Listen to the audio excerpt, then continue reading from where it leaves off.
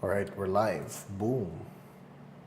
And good day for most of us. So how was your long weekend for those in the Philippines?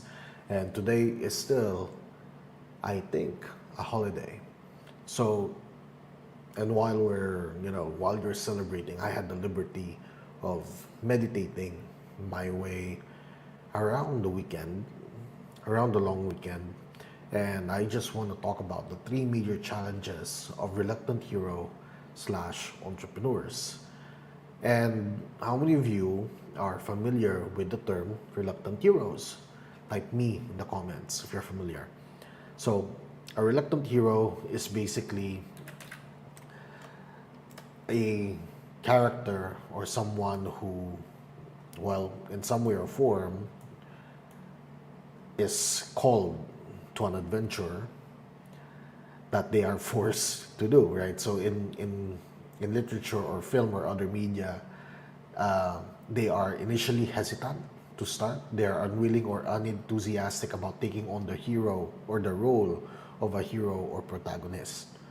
They often lack the traditional heroic qualities such as courage, confidence, or moral righteousness, but eventually rise to the occasion to save the day or accomplish a greater good. And I also want to add the term, it's a reluctant hero, but I also want to add the term reluctant entrepreneurs. So some people are actually forced into a situation where they have to start a business or start, finding a new digital career or something similar because of their current circumstance. So there are some people in the world where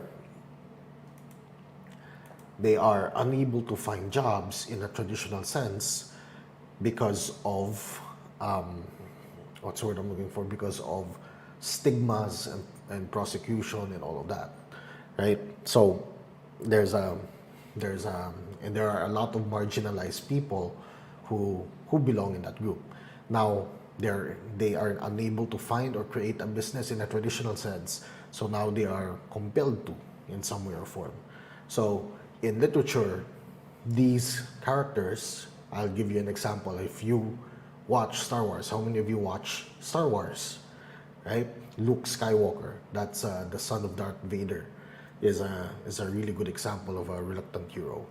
Frodo Baggins, right? Lord of the Rings. Spider-Man, that's one. Neo, that he's also another. He was in a he was stuck in a simulation where he thought he was, just like everyone else until eventually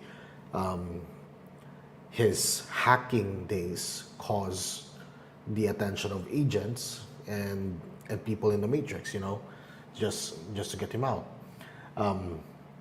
and such and such. In real life, there are actually real life examples of these people. So there is Malala Yousafzai. And I'm sorry if I mispronounce this, but she is one of the youngest people to actually win a Nobel Prize laureate. So at the age of 15, she was shot, and well, she survived and went on to become an international activist for girls' education and women's rights. So, that's one. In the Philippines, and some people will not like the examples I'm gonna say. Well, there's Jose Rizal, of course, who was lucky enough to be one of the educated people during the Spanish era, who ended up writing novels and who ended up dying at the hands of the Spanish. So there's also Benigno Ninoy Aquino Jr., a journalist, senator, and opposition leader during the time of Marcos Sr. And of course, quite there's that. And of course, and hopefully someone who's watching here is also there. Sometimes we are forced to be in a situation where we are called to be better, called to do something that normally we would not take responsibility for, because of reasons.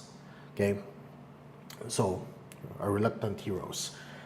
So there are three major challenges that you have to face when you're there. And the first, of course, is your community. So, reluctant heroes are usually there because they want to change something, they want to overcome something, right? The call to adventure. Um, for some people, it's great evil. For some people, it's nature. For some people, by nature I mean, there could be, if we don't change our ways now, we might be wiped out by nature, by something catastrophic down the road. For example, global warming, right? There's that, or climate change.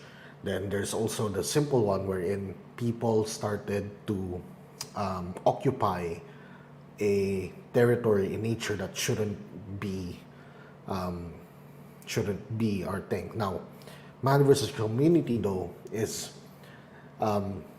where the hero, or the reluctant entrepreneur, the hero, wants to fix something that is inherently what's the word I'm looking for? That is inherently wrong, not per se, or inherently harmful or destructive in a community, but the community in some way or form are so used to the idea of settling, right? Let's just settle for this because that's been our way for years. Let's just settle for this because we can't rise up to the occasion. The only people who rise up are people who are exceptional. We are not exceptional. Therefore, you cannot help us rise up. So, and it's crazy, when you create something. For example, during and the community does not just mean the people you're serving. It could also mean the people that's governing the community could also be a challenge. Whoever is leading is not willing to let go because their interest is being threatened by whatever the solution the entrepreneur or the hero is offering. Okay, so for a very good example of that is that there was a time where Uber or Grab was not welcome in communities because it threatened taxi operators. This isn't a real reluctant hero or entrepreneur example, but there was also a time where banks, and the government in particular, would not do extensive research on crypto or the blockchain because the red tape would be compromised. Everything would be transparent and everyone could see publicly what the heck is happening with our tax money. Saan napupunta yung pera natin? So the red tape, there's gonna be an issue with transparency. We people will see too much. So there's that. Okay? So man versus community. And of course, there's also what's the word I'm looking for? There's also an adoption rate. So you could also offer a solution to a problem using your app or what's the word I'm looking for, or business or service, but you have to remember that you have to pay to get people to use your product or service. You have to pay. So in business, people call this cost per acquisition or cost per conversion, cost to retain. There's also a cost to retain customers. So just because you have, let's say the wheel was not invented, and you're someone who is pushing for people to use the wheel because it would be easier, or levers, right? QR codes as well. Yeah, exactly. That too. So So they're the wheel, right? You could be pushing it, pushing it, pushing it, but people will not. But people who are, what's the word I'm looking for? People who don't like engineering or have the interest to keep people dumb will win, right? And there are people who can't afford to buy the product from you will also not be able to, what's the word I'm looking for? Will also not be able to get the product. So next is man versus ego. So this time, it's not, but not in particular with the hero. Okay, this when I say ego, I don't mean the hero in this particular sense. What I mean is the ego of the ego. Well, arguably, you could also say this as part of the community, or versus the tendency for the people around him or her to have an ego or in some way or form prioritize their ego over what is. Okay, so for example over here, okay, so there are times when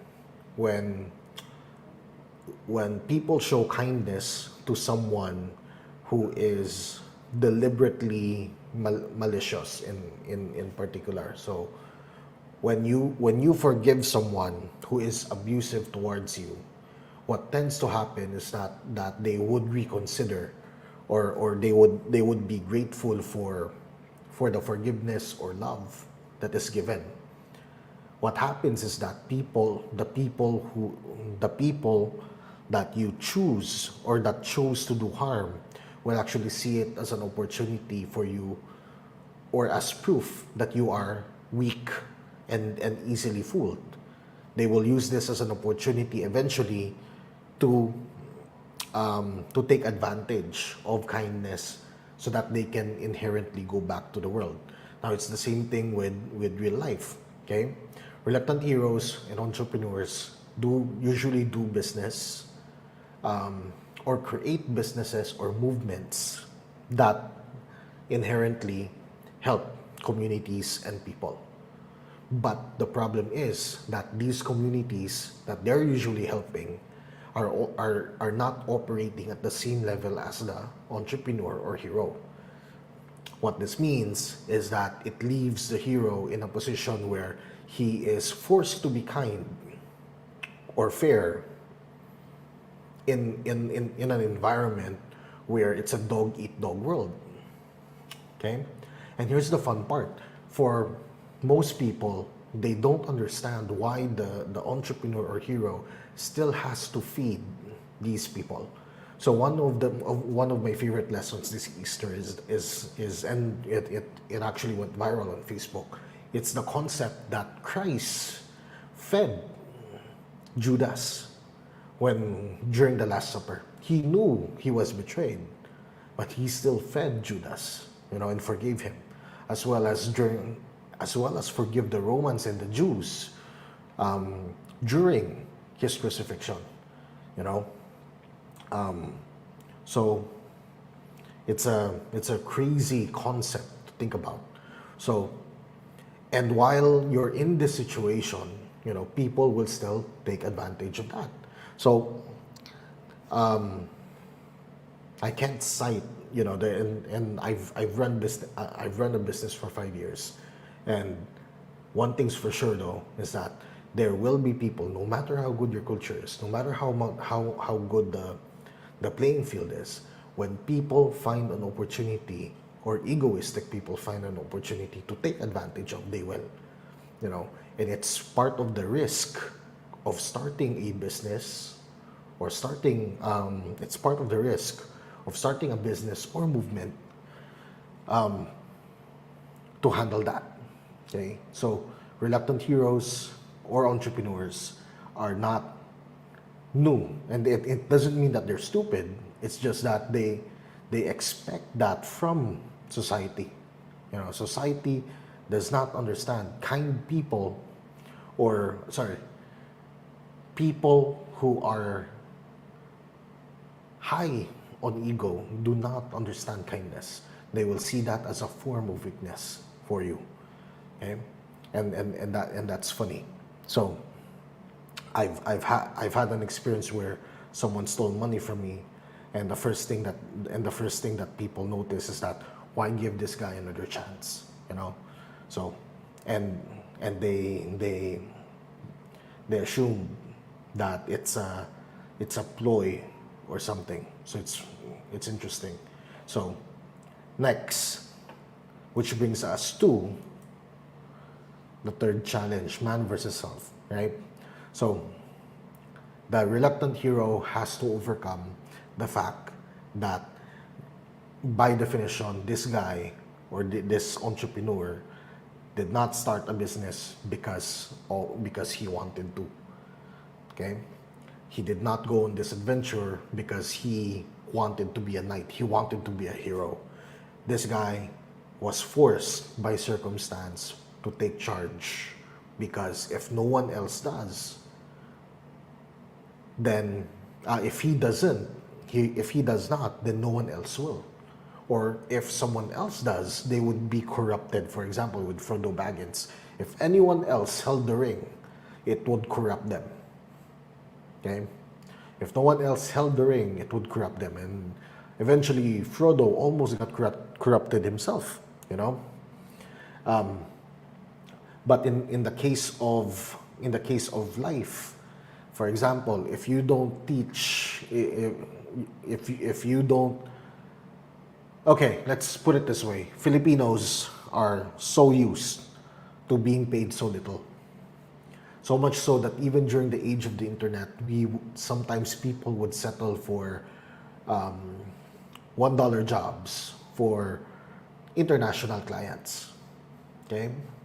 Filipinos are also so used to being abused and battered that when we are sent abroad, we, willingly give away our passports or something, right? So if no one stands up or shows up, and here's the fun part, we're at this point in our life where some people might say, you know what, but my message, someone else is already saying what I want to say. Someone else can teach this in a better way. But here's the thing though, that someone might be just talking to rich people. That someone could only be reaching people from Luzon, people from Manila. That someone could only be reaching people from Mindanao. You could be somewhere in your barrio, and the message that you want to share is not being heard because you're the only one who knows and everyone else is watching TV. You're the only one who reads and everyone else was watching TV. So, and it's coming to terms with the fact that there's no one else but you that can actually create the movement that you want to see in the world. The kindness or the fairness or the leadership that you need. There's no one else but you. It's coming to terms with that, and it's also coming to terms with equipping yourself, not just financially, but